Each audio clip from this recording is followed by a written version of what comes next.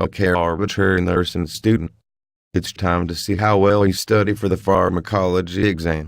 Your last two tests left little to be desired, so you can't screw this one up. Okay. I can do this. I'm super smart. Just look at my glasses I borrowed from my smart friend. But you don't wear glasses. I do now.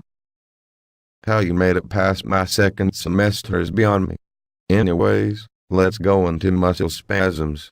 I have two questions that may potentially be on the exam. First question, what is the only benzodiazepine labeled for the treatment of spasticity?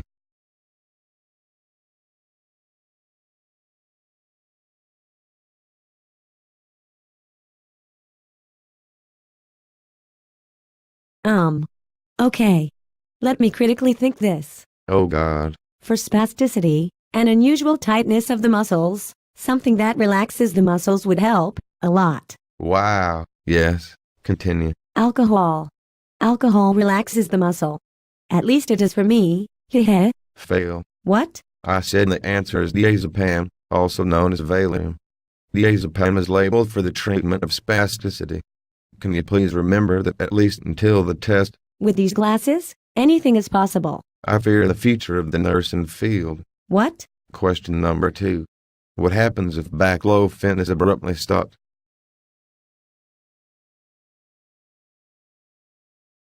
Oh, I got it. This should be good. If baclofen is abruptly stopped, the doctor sees it in the chart. Wow, you were absolutely wrong. It can cause visual hallucinations, paranoid ideations, and seizures. Oh, silly me. Next chapter is on AMs. First question is, what is the only immunosuppressant approved for the treatment of IMS?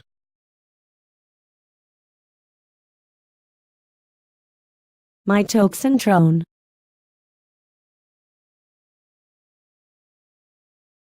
Your idiocy knows no bound. What a second that was correct. How did you know that? Told you these glasses are helping me. Huh? Anyways, next question. Let me take a look. Oh, this is easy. What should treatment begin after a lapse intermittent AMs has been diagnosed?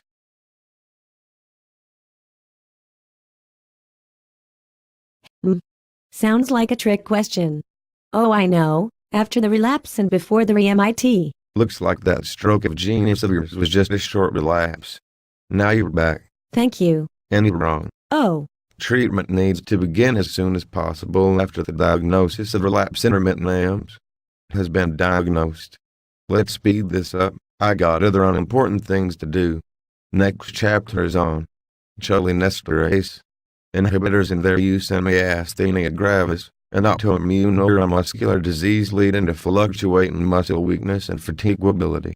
First question, what is the only clinical indication for reversible inhibitors?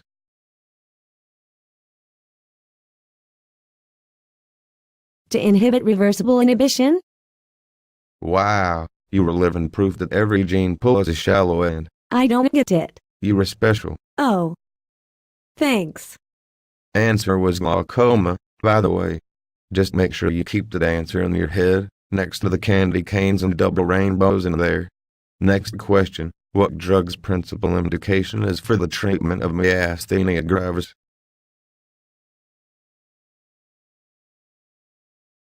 Neostigmin, or prostigmin.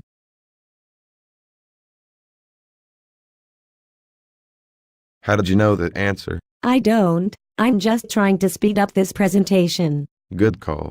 Next chapter's on epilepsy.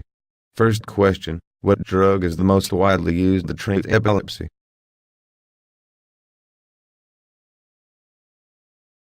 Oh, I actually know this one. The drug's name makes a funny tone. Phenytoin.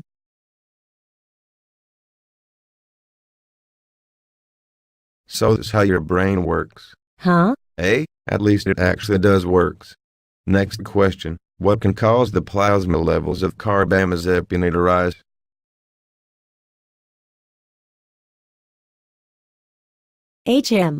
What causes the plasma levels of carbamazepine to rise? Is the answer more carbamazepine? Well, we can't ding you for trying. Oh, wait a second. Yes, we can. I can't tell if I got it right and you were being nice or I got it wrong and you were being sarcastic. Well, whatever you truly think I'm doing, just know there's a good chance you're wrong about it, just like everything else. Oh. Thanks then. Pleasure's all mine, trust me. The answer is grapefruit juice, by the way. But don't bother the small stuff like right answers. Let's continue to the last chapter, Parkinson's disease. Is that one disease that Marty McFly has? If it's not in U.S. Weekly or People magazine, it's just not worth knowing, is it? I bet if we were to shove a pharmacology book into a Cosmo magazine, you'd pass this test with flying colors. Silly Instructor Stan, the pharmacology book is too big to fit into a Cosmo magazine. I actually think I'm getting dumber just standing here next to you. Let's hurry. First question. What drug used to treat Parkinson's disease can also cause a hypertensive crisis if administered to an individual taking a non-selective inhibitor of monoamine oxidase, MOA?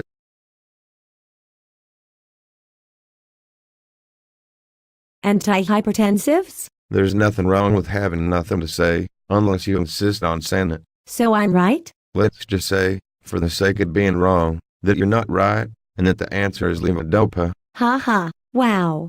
It looks like I'm really unprepared for this test. I don't think these glasses are helping me focus, and instead, because my eyes are hurting with them on, my mind keeps wandering. Well, don't let your mind wander. It's obviously too little to be let out alone.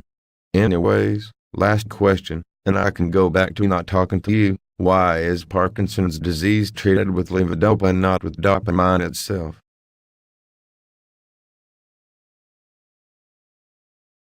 Is it because dopamine has dope in it? It's hard to believe you beat out 1 million other sperm. The answer is because levodopa can cross the blood-brain barrier and has a larger half-life than dopamine.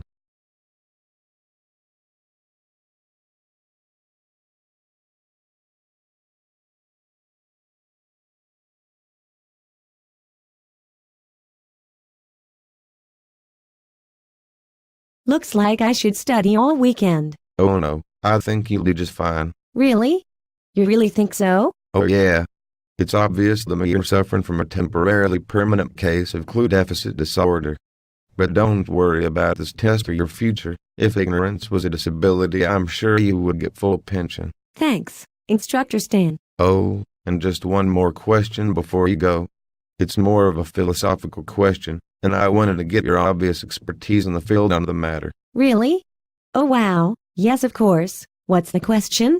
Do you ever wonder what life would be like if you had enough oxygen at birth?